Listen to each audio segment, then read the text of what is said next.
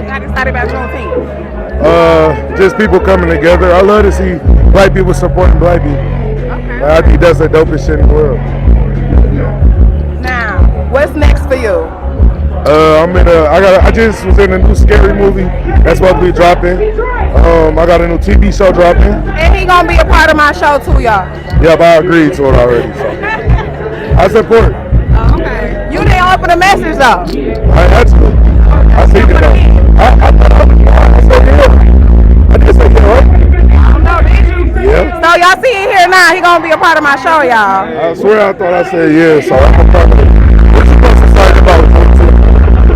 Be excited Yeah, why you excited? because I'm black and I love my black people and I actually love black men. So yeah.